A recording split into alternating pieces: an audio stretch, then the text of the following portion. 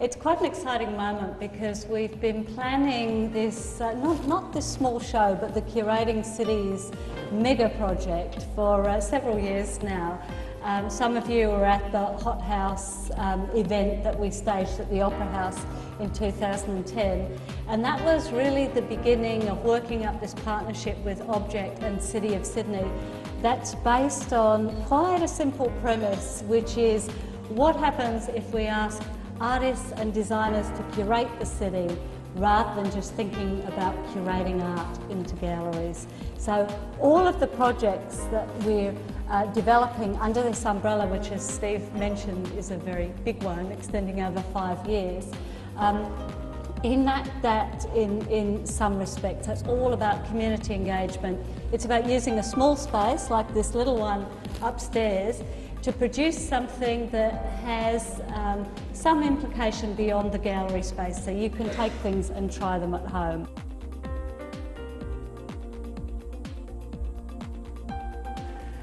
And you know, we're talking about ways of inspiring change. This is what this whole event is about.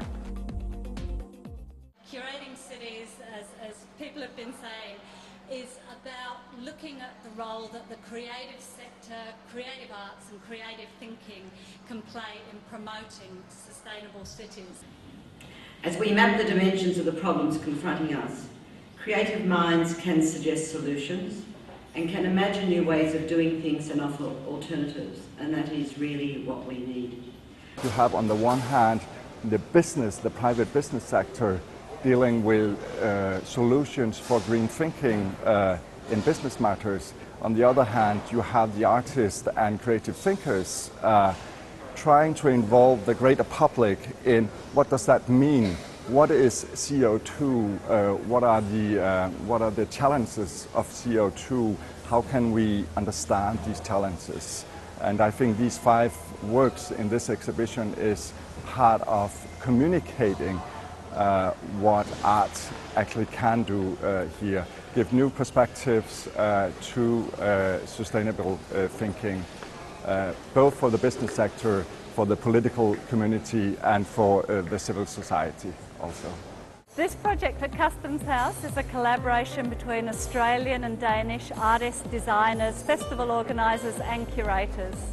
These things about taking care of people in architecture and city planning, there's something they can use. Concentrate for a moment the subjective violence of witnessing a truckload of fright. My relation to sustainability, I guess I agree with Natalie on issues that might not know Ultimo as well as they could. So we're quite keen to think about this in relation to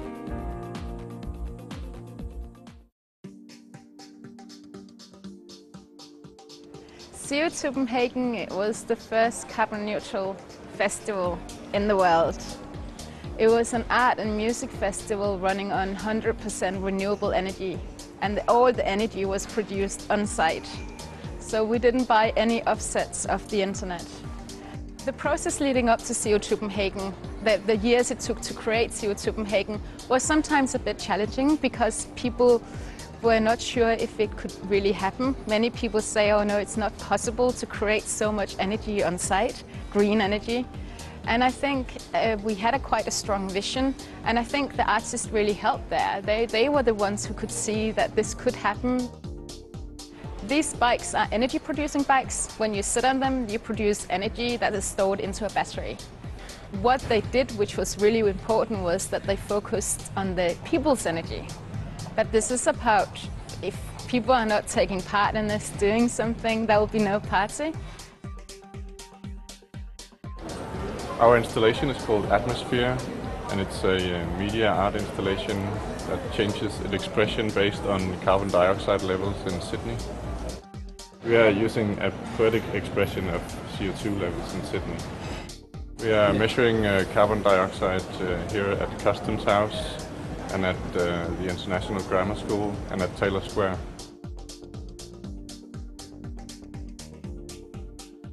I think many of you know that the biggest and most massive and powerful force in manipulating the landscape in the world today is your tongues. And so this is why the Cross Species Adventure Club really takes very seriously the charge of exploring, of hacking food and food systems, of reinventing it, and exploring ways that we can improve environmental health and augment biodiversity. The first cocktail we'll be tasting is called Wet Kisses, a marshmallow formerly known as Prince. So the Murkish Delight is a taste of wetlands, and it's smoky and also a sort of take on the dirty martini, but it's in a sphere, so it's the inverse of an air bubble in water. It's a water bubble in the air. It's wonderful. Absolutely lovely. So good. Thank you so much. The work that we do on the Curating Cities project encourages everybody to think of themselves as a curator of space. As curators, you have this wonderful opportunity to drive change.